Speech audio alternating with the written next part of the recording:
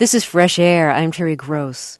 The 1990s seem to be proving what W.E.B. Du Bois predicted back in 1903, that race relations would be the central problem of the 20th century.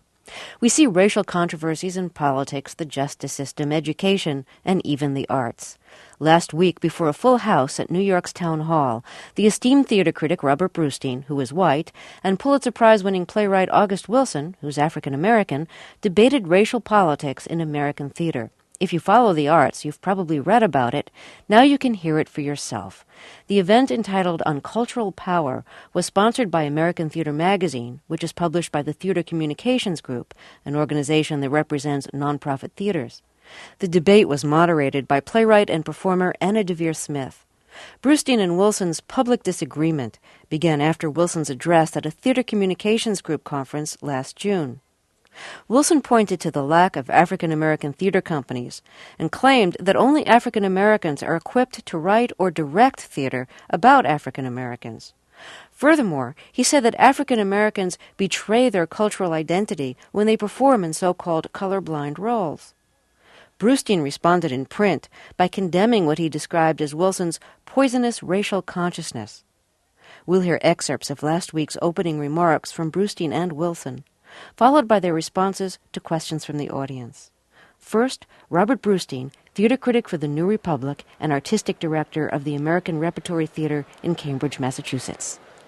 If I understand August Wilson's position correctly, he regards theater partly as an avenue to political and cultural power, a medium through which a large, disadvantaged class can dramatize its past injustices and perhaps find redress through changes in the social or political system. Starting with Plato, who you know banished the artist from his ideal republic, utopianists, even the best of them, have usually ended in suppressing free artistic expression. All revolutions, as Eugene Ionesco wrote, burn the libraries of Alexandria. Today in America, we see a similar leaning in what we call political correctness, which in its overzealous crusade to purge our language of offensive terms sometimes seems to be arguing for what one critic has called freedom from speech.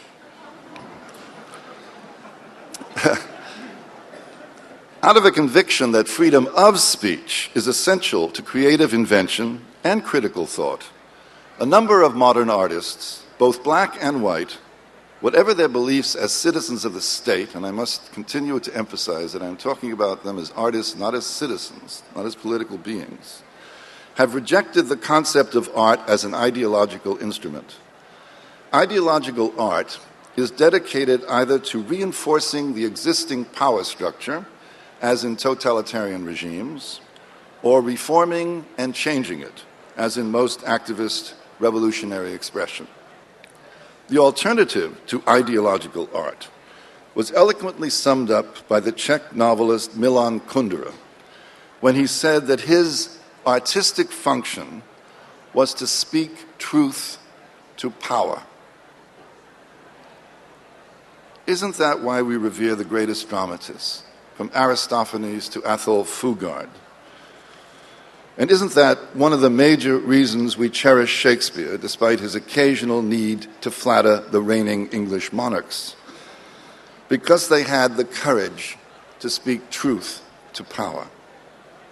Such truth-tellers help to expose the corruptions of pomp and power by revealing the reality behind human action and human motive. In short, the workings of the human soul, which has no color. The great black writer James Baldwin has been evoked already tonight. I'd like to evoke him as well. He was a friend of mine, who said, at least in his early career, that he believed in speaking truth to power as well. In an essay called Everybody's Protest Novel, he wrote, "Let us say that truth is meant to imply a devotion to the human being. It is not to be confused with a devotion to a cause, and causes, as we know, are notoriously bloodthirsty." Note that neither Kundera nor Baldwin seems much interested here in using the artistic process to achieve power.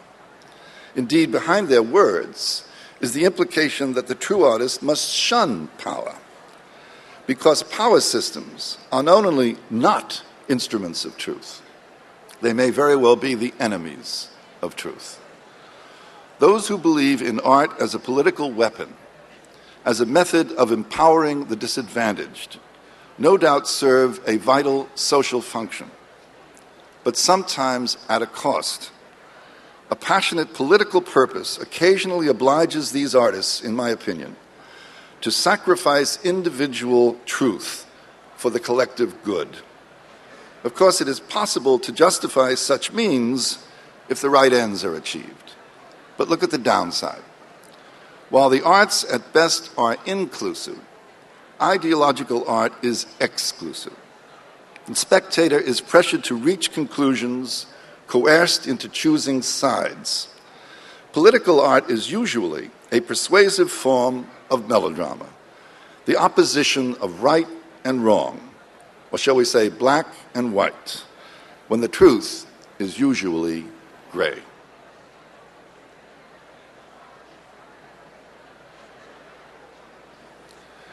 I agree with August Wilson's appeal for more black theaters, and with his plea that foundations be more supportive of such theaters, assuming they have established records. This is certainly a better cause for foundations than pouring their multicultural funds into efforts to diversify the audiences of mainstream theaters. In fact, I believe strongly in general operating grants from public and private sources for all theaters of proven quality. But this support cannot be viewed as a form of entitlement. Black theaters should earn their foundation and corporate funding by the same criteria of value and community support as any other. If Mr. Wilson knows of a worthy black theater that isn't being properly funded, he could give it instant recognition by rewarding it with one of his world premieres.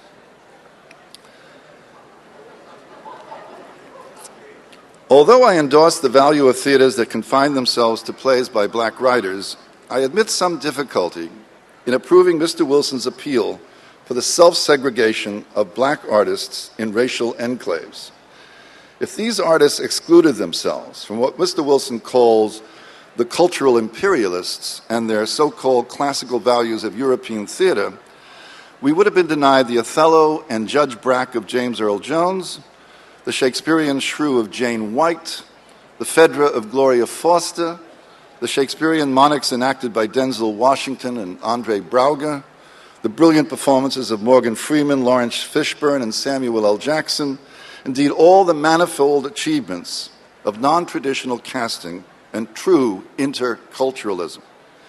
In fact, we would have been denied August Wilson's plays, all of which have been produced by the very mainstream nonprofit theaters he refers to as cultural imperialists. From certain of his recent letters and remarks, I suspect August would now like to modify his position. I hope so, because then there is no debate between us. But since he has also denied ever saying he would never work with a white director, I must remind him of his 1990 op-ed piece in the New York Times called "I Want a Black Director," where he refused to allow Fences to be filmed by a white director, adding this caveat: let's make a rule. Blacks don't direct Italian films, Italians don't direct Jewish films, Jews don't direct black American films. But as a matter of fact, one of the best films I ever saw about the black experience was directed by an Israeli named Boaz Yakin. It was called Fresh. I suspect Mr. Wilson would call this, as he once called George Gershwin's Porgy and Bess, a bastardizing of our people and our culture. But it was a very good picture. The truth is not subject to racial generalizations. However, they serve the aims of power. Indeed, in seeking to combat stereotypes, such generalizations may create another form of error, what the noted black thinker Albert Murray called the ethnographic fallacy, where one man believes he is speaking for an entire race. If no one person can speak for black Americans, no one person can speak for white people either. There is no such thing as a monolithic Eurocentric culture. The greatest modern European artists have, like August Wilson, almost invariably been rebels against the existing culture, not its proselytes and flunkies. It is a principle of theatrical art that it defies generalizations, being subject, like life itself, to surprises, reversals, and contradictions. General truths, Ibsen told us, have a shelf life of about 20 years, after which they become just as tired and worn out as any other convention. We speak a lot these days of cultural diversity, but true diversity lies in acknowledging that every human being is an individual and not simply a member of a racial, ethnic, or sexual group. The variety of these individual differences is what bonds us all to the human family. Ultimately, of course, the quarrel between Mr. Wilson and myself is not just over the function of art or the function of race in the theater. It is over larger issues of inclusion versus exclusion, of integration versus separatism, which is to say the way of Martin Luther King and his followers versus the way of the early Malcolm X, Louis Farrakhan, and the Nation of Islam. A great gulf still divides the races in this country, despite the significant strides of the last 30 years. It is an obligation of all men and women of goodwill to try to bridge that gulf and complete the still unfinished racial business of our nation. But I believe America will only begin to fulfill its promise when we acknowledge that we are individuals first, Americans second, and tribalists third. When we realize that we are all the same species under the skin, when we recognize that all human beings are responsible, one for the other, every mother's child. Thank you for listening so carefully.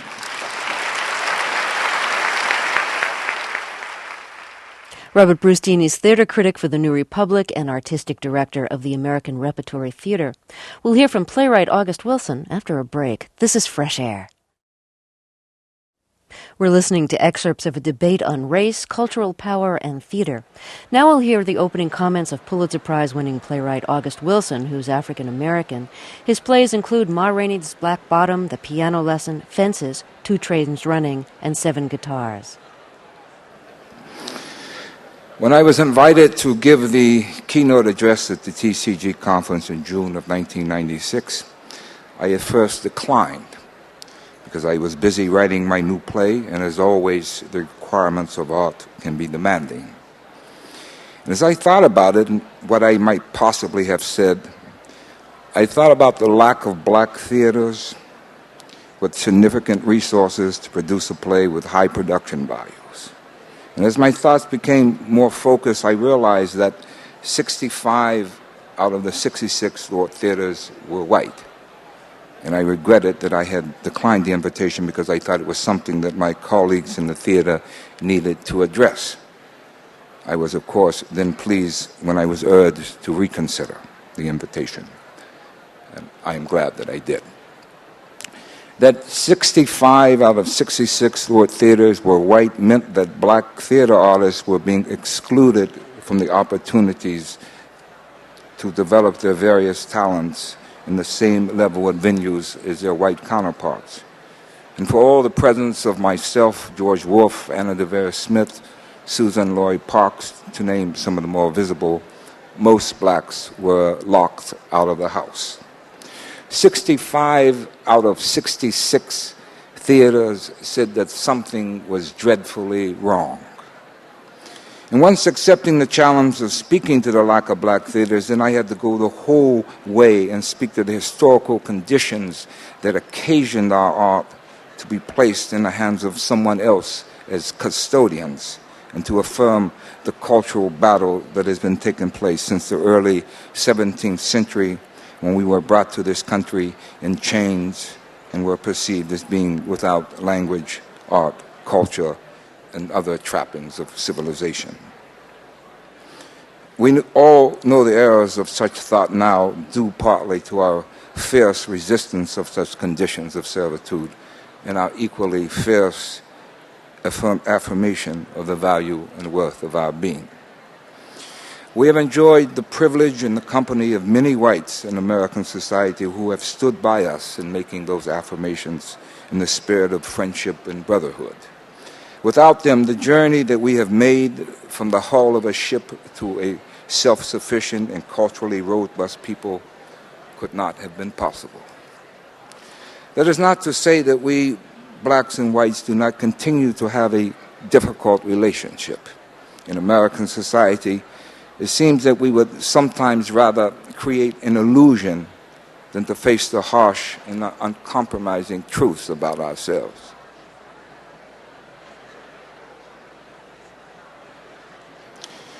We, as a society, suffer from a failure of imagination. From the beginning of black Americans' contact with the Western world, and despite over 300 years of white cultural dominance, we are still a culturally vibrant and robust people. Our music, our verbal gymnastics, our sense of style, our unique way of seeing the world are all part of an African sensibility that informs our presence here in North America. Inside all blacks is at least one heartbeat that is fueled with the blood of Africa. Jazz is a widely acknowledged and celebrated as a uniquely American art form. But if the instruments with which jazz was created, that is, European marching band instruments, had not become widely available after the Civil War, jazz as we know it would not exist. It was African sensibility coming into contact with European technology that made it possible. Imagine, then, the possibilities of black theater empowered with the tools necessary to create its own unique art, the resources to nurture and provide homes for talented artists in a place where your visiting pass doesn't expire, usually on March 1st after Black History Month.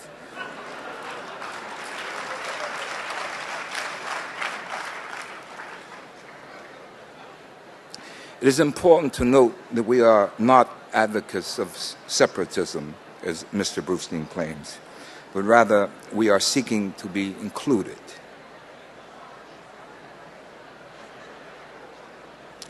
In November 1994, Time magazine ran a cover story proclaiming a renaissance in black art. There was a photo of the dancer Bill T. Jones on the cover, and the caption proclaiming black artists were free at last. The theme of the story was that black artists were no longer being confined by their blackness, but were creating art that was not limited to black themes, that they had learned to transcend their blackness to pursue more universal expressions by embracing the values and norms of European culture. This universality, of course, is conferred on white artists automatically. And never is it suggested that white playwrights like David Mamet or Terrence McNally are limiting themselves to whiteness, or that they're being confined.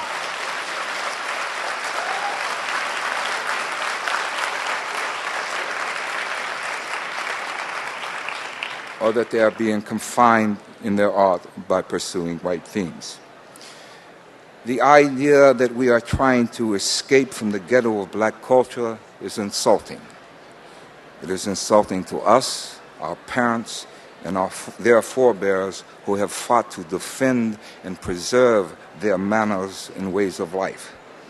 To assimilate into the society is harmful to the cultural self, as it abandons the age-old investigation and accomplice of our ancestors on the African continent and the continuance of those explorations here in the continent of North America.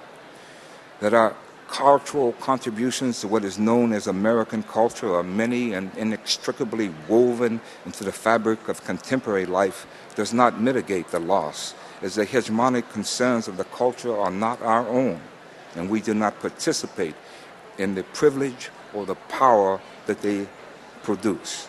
In other words, since the dominant culture is not our culture, we have no power, no matter what contributions we have made to its spiritual growth or to its material comfort. this can be a little more than disconcerting if you're standing on this side of the equation.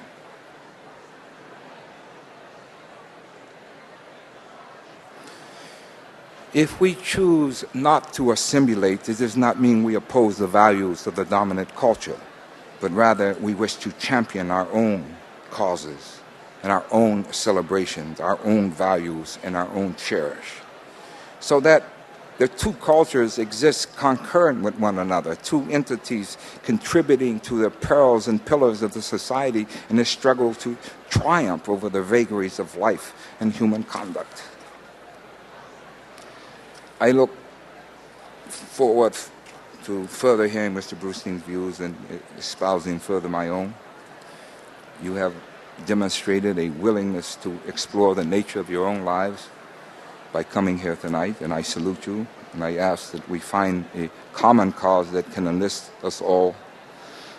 For in the end, it comes down to people sitting on a stage talking about life as a battlefield of the spirit, and how art and life illuminate and embolden and celebrates that battle, finding in it a meaning for the weight and substance, the content and context of our lives. Thank you. Playwright August Wilson recorded last week at New York's Town Hall. The debate on race and theater continues in the second half of our show. This is Fresh Air. This is Fresh Air. I'm Terry Gross, and we're going to return to the debate on race, theater, and cultural power recorded last week at New York's Town Hall. The speakers are Pulitzer Prize-winning playwright August Wilson, who is African-American, and critic and director Robert Brustein, who is white. The moderator is playwright and actress Anna Deavere Smith. She's African-American and has written several plays about cultural confrontations in America and has performed in roles representing many races, religions, and ethnic groups. In the debate excerpts, we'll hear Brustein and Wilson respond to questions from the audience and from the moderator. I would like to first have you respond to each other. What do you think, Bob? Would you like to respond to August while he's just finished, and then so he can... Or is that okay? And no, then that's fine. Because you just spoke? Okay. I have nothing but the utmost respect for what you said, and I think you have probably the best mind of the 17th century. What you're describing is a 17th century condition, August. You're not describing a 20th century condition. You speak of most blacks being locked out of the house. That continues to be true, but it is not as true as it was in the 17th century. You speak of people being brought to this country in chains. That is true, and it is the original sin of this country. He speaks of black people being brought to this country in chains, and that is the original sin of this nation, which, like all original sin, will probably never be expiated. But this country is trying to expiate it. And the fact is that to declare that you have African blood in your veins 300 years, after you left Africa. Let me tell a little story. I was just going to ask the audience to bear with us, okay? It's my understanding that there was a night in August Wilson's play Fences where James Earl Jones turned around and stopped the show. And so I appreciate, as I have stated in the beginning, that we're all here together, and I want your responses. But could you please allow each participant to speak? Indeed, the silences disturb me as much as the noise. So let's please be respectful of one another. In all fairness, to the audience, I find this is some of the most outrageous things I've ever heard.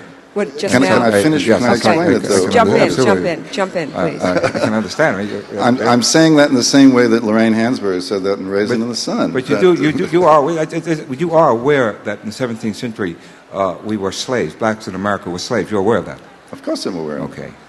I find it amazing. But in 1996 or 7, you are no longer slaves. Oh. And it seems to me to talk about yourself as standing on the ground of the slave quarters is to represent yourself as a 350-year-old man. The fact is things have changed over the course of the last 300 years, especially in the last 30 years. There have been some changes. And I'm just asking that we acknowledge those changes. The reason I said that Well, to Woye Soyinka, for example, you would not be considered an African man. He would reject that idea. Yeah, I think all blacks in America, irrespective of, very obviously, if you can look at me, it's obvious that the slave master visited the slave quarters. Okay, so it's very obvious. We're talking about blacks in America aren't African people. Yes. Right? They came from Africa, whatever. Of course you did. And my parents came from Poland. I don't consider myself to be Polish. Well, that's you. You see, that is you. But we are Africans, and if you have assimilated in society, if you have given that up, don't blame us for our unwillingness to do so. Okay? There was a question in here that I don't know that I actually have that was actually connected to this, which is a question about your own background and to what extent you recognize that part of you which is white. I recognize all of myself. First of all, my father was German. Yeah, what about it? I don't know. I don't know what else to say. The cultural environment of my life is black. I make the self-definition of myself as a black man, and that's all anyone needs to know.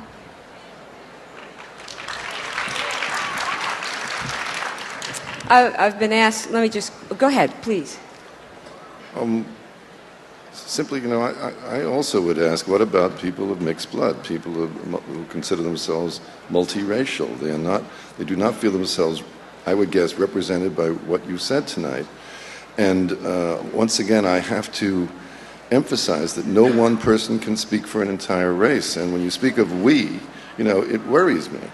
I also would want to follow that up with this notion that there is a single white culture.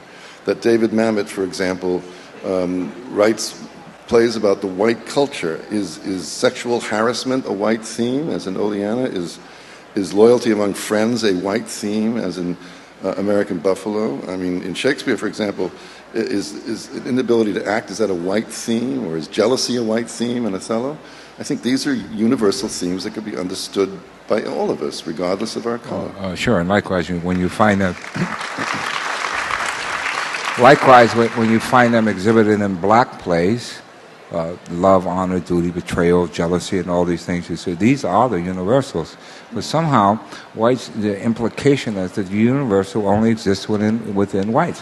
Why is it that blacks have to be free from themselves, from the ghetto of being black, embrace white culture, and then suddenly they're free and they're not limiting themselves? Black is not limiting. So when you have this situation of white playwrights, as an example, exploring their culture, which is like white culture, no one says to them that they're limiting themselves in that. I would suggest that they're not, no more than I'm limiting myself by exploring black culture, making an investigation of myself, which is what art does. I think Chekhov did that. He investigated Russian culture. No one says to him, well, you're limiting yourself to Russian. You should write about the more universal. You see, this is part of that. But the reason why we can do Chekhov is he didn't limit himself to Russian, that he did write about the human heart. And insofar as you write about the human heart, anybody can do your plays. Thank you. But August, would you agree that everyone can do Chekhov? Have we misunderstood the part of your speech that had to do with non-traditional casting? No, I don't think any part of my speech here had to do with non-traditional casting, because I chose not to bring that up. But if you want to talk about that, we can talk about that. Maybe we should. A lot of people do have questions about that come in different forms. And, for example, let's just take it from what Bob said just now about Chekhov. Could a black actor, a Latino actor, a Native American actor in this audience, as far as you're concerned, do well by doing the Cherry Orchard? I wouldn't embrace them doing that. I would much rather that they do art that is of their own specific ethnic or racial background. An example. Recently there was a production of my play, Fences in China, and I gave permission to have that production. And so someone said to me, well, in the stand that you've taken on colorblind casting, how you feel about that? Why is it that you're letting these Chinese people play blacks? My answer to that was that there wasn't 140 million Africans running around Africa and running around in China trying to participate in theater. if you have a situation, if you will, if you can imagine a situation where you have 264 Chinese theater, you have 160 million Africans in China who want to do theater, and there's 4 theaters for them in which they can do their plays, and the Chinese say, well, you can come over here and act in our plays. You can come over here and act in our Chinese classics. You can come over here and pretend that you are Chinese, because you, as an African, surely have nothing of value worth exploring in theaters. So you come over here and give up your humanity as an African and pretend you're a Chinese. This is the situation that you have here. The initiative for colorblind casting was originally supposed to provide opportunities for minorities who were otherwise were not included in those roles, and instead you end up with things like Jonathan Pryce playing in Miss Saigon. That's the ends to which colorblind casting has been put to use. You see, I am opposed to it because it denies the individual standing on a stage representing another race of people, denies him his own culture, particularly if that person is standing on a stage and they are not capable or do not have the tools in which to represent themselves. I have a question Can I just reply to that a second? Go ahead. You see, I think you misunderstand the purpose of colorblind casting. The purpose of colorblind casting was to get the best possible actor in the role, regardless of his race. I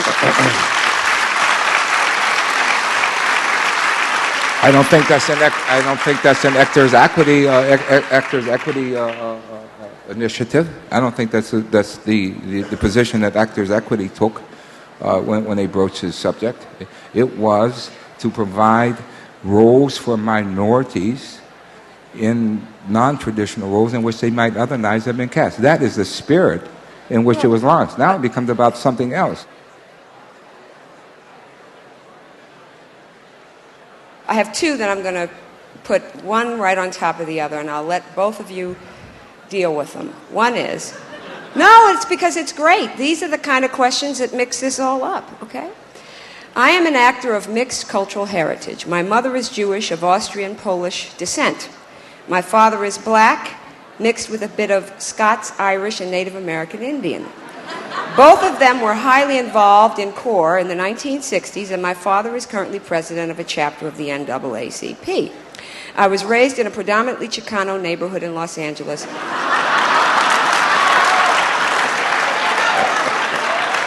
Where does someone with my type of background fit in the American theater?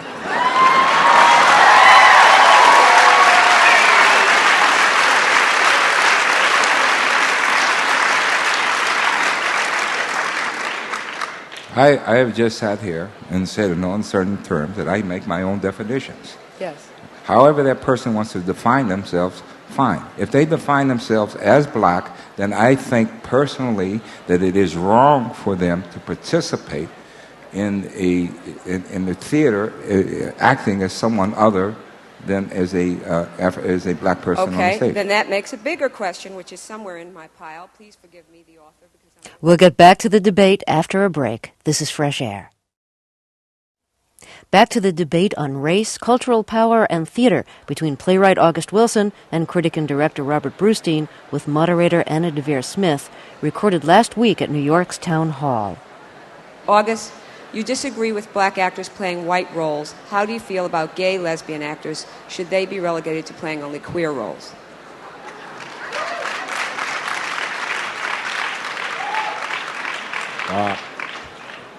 I think everyone agrees that sexual preference is different than race. Race is a much larger category than sexual preference. I would, however, be opposed to women playing men and men playing women roles on the stage. In other words, a woman playing a role that's originally written for a man, or a man playing a woman originally written for a woman. Okay, hold it, please. Can I ask if he would object to... Please. Would he object to women writing about men? No, I don't object to. No, I don't object to that. Or men writing about women? No, I do not object to that. White people writing about black people? I object to that. Yes. You're not consistent on this. Well, I am very consistent. I know what I believe, and I'm consistent in my beliefs. Yes. What about You know, in your opening remarks, you talked about a divide that began with Plato, and you put Plato and Aristotle at opposite ends of the pole. One of the things I was thinking about was, is there another position? Does that have to be either or? And has anything happened in all these years to make another position? Has anything happened in America to make another position? Well, there's Brecht's position. Brecht actually tried to unify. He hated Aristotle, but he essentially was an Aristotelian himself. Brecht was one of the most activist of playwrights, don't we think so? But if you look at all of Brecht's plays, they all end in a question mark, like all of Ibsen's plays end in an unresolved way, as all of the greatest plays of our time end in an unresolved way. Gudrun of Setsuan ends with the word help. I mean, she's being torn in all kinds of directions, and all she can say is help. She hasn't resolved it. Society hasn't resolved her problem. You may go away thinking you know how to resolve it, but Brecht isn't telling you the way. And that's the artist in Brecht that recognizes that art really doesn't change anything. It may change consciousness. It's not going to change society. Do you think that art changes something? Yes, I think art changes the individual, and the individual changes society. I think that all art is political in the sense that it serves the politics of someone.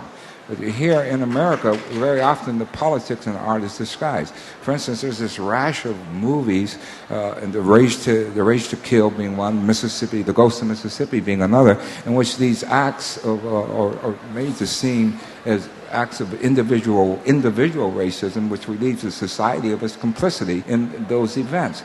So these politics are very, very, the politics of art is camouflaged and is hidden.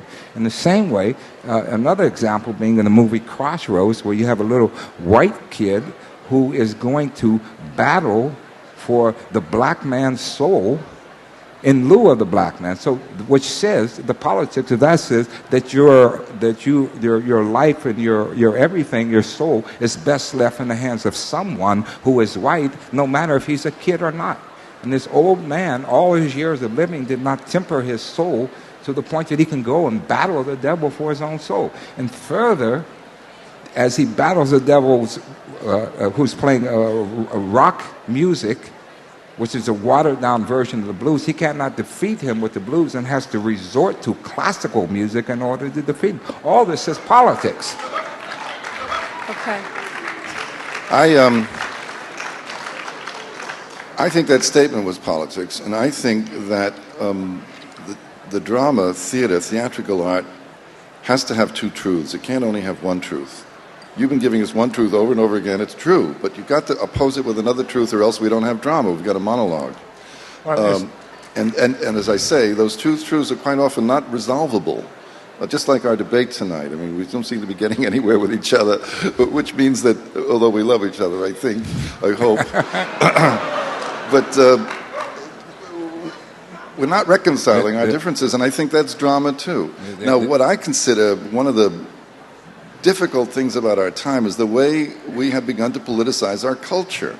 That's because we don't have a politics.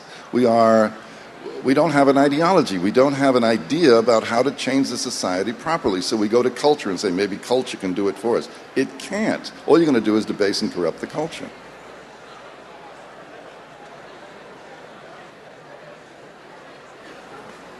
Is the funding question not how much? Well, as I mentioned, the two of you both are dissatisfied with funding strategies. Is the funding question not how much or from whom, but to what purpose?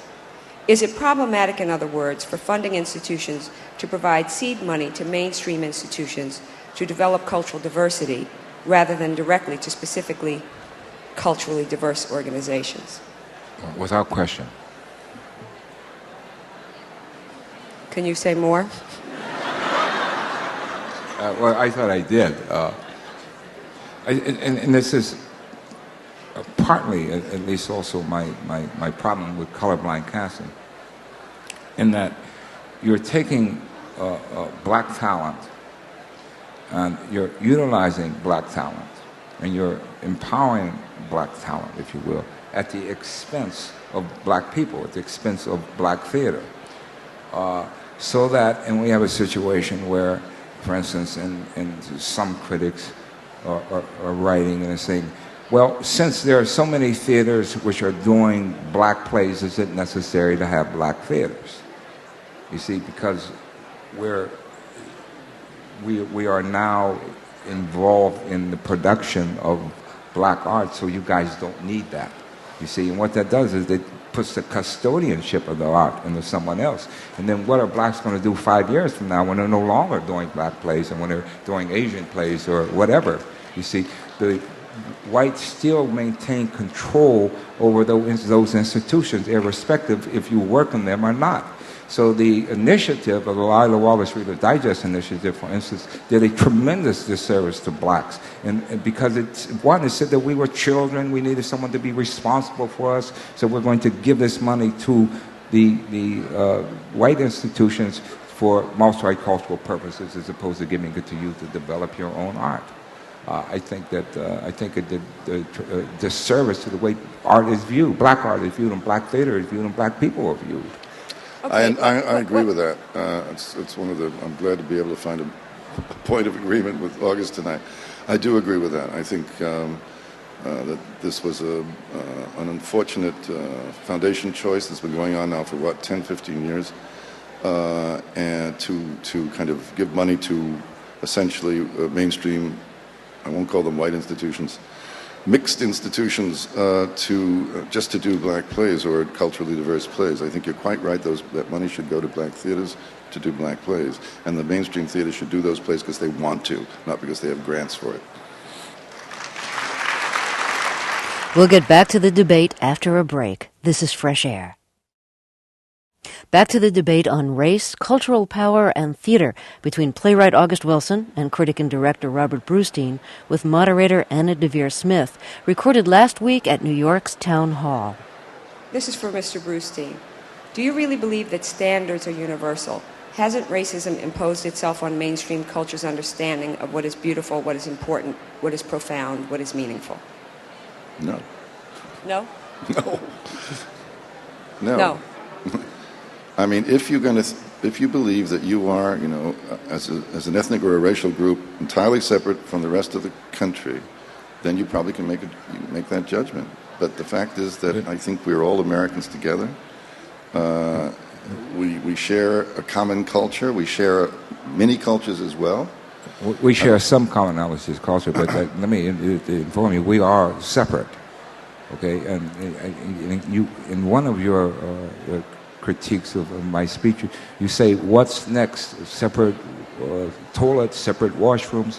And I want to tell you, I don't know last time you've been to the Harlem, but above 125th Street, all the toilets are black.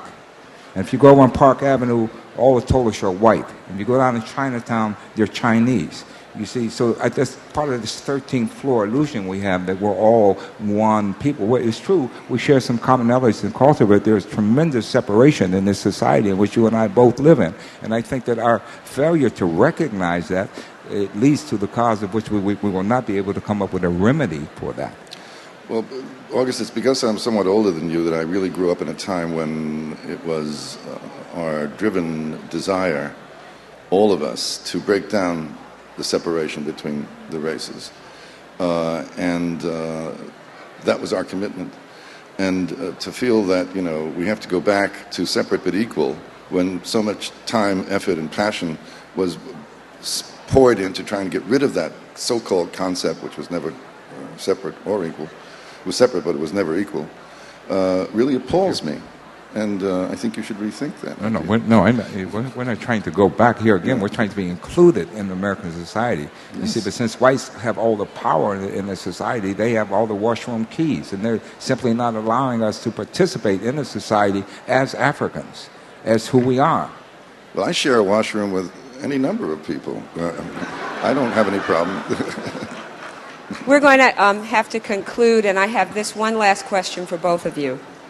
Okay, this is the last question for both gentlemen. In his opening remarks, Mr. Brustein expressed the hope that he and Mr. Wilson might learn something from each other this evening. Would Mr. Brustein tell us what he has learned from Mr. Wilson, and would Mr. Wilson tell us what he has learned from Mr. Brustein?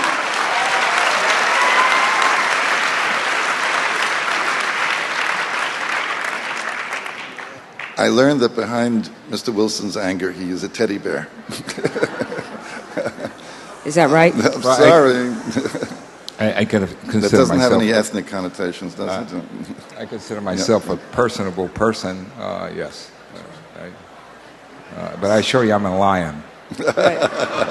So you learned that Mr. Wilson is a... I learned about the qualities of his temperament, and that was good for me. I had met him only once, and then I read the speech, and I was not prepared to find a man of such quality.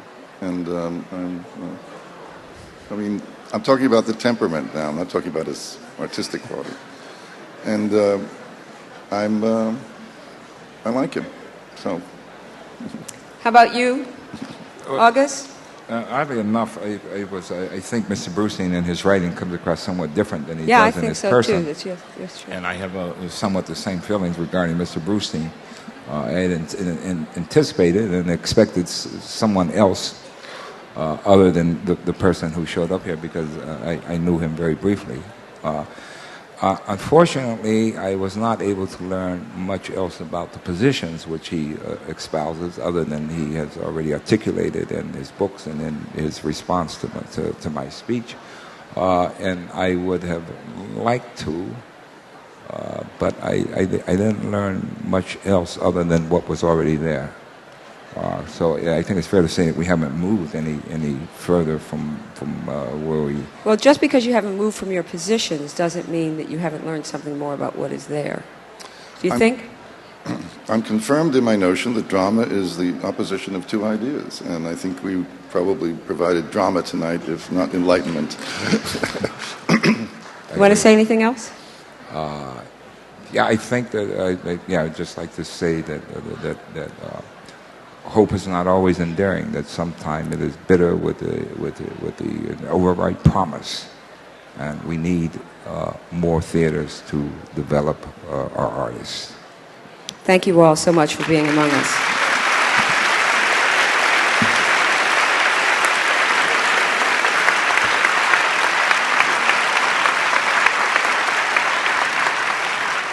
We've been listening to a debate recorded last week at New York's Town Hall between playwright August Wilson and critic and director Robert Brustein.